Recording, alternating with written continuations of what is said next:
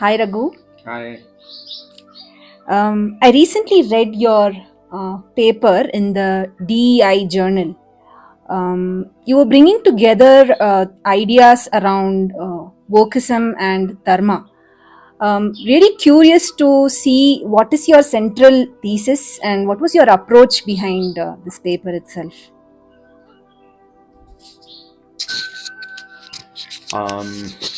The paper has a slightly long genesis.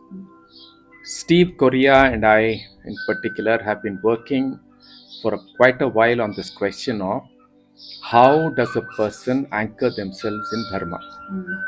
So we started off by calling it the difficulty of being dharmic. Then we moved into calling it Dharma Agraha. And wokeism is very central to the whole approach we are taking because both of us feel that being woke is very important in today's context. Yeah, look at the kind of inequities that we have, look at the kind of social unrest that there is in this world. Yeah, the wars that are coming. So it's very important, especially for young people, to be awake to what is the underlying structural issue, what is the underlying issues in the way we look at the world, in the way we look at ourselves.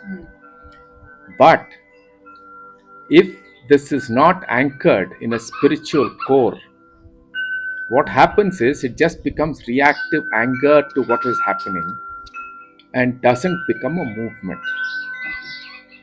So we have looked at, peoples like Narayana Guru, who in his time was definitely a woke person.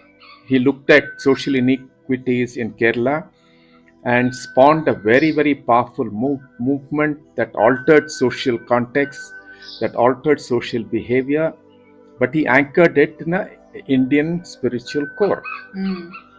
He has influenced Gandhiji quite a bit. Yes.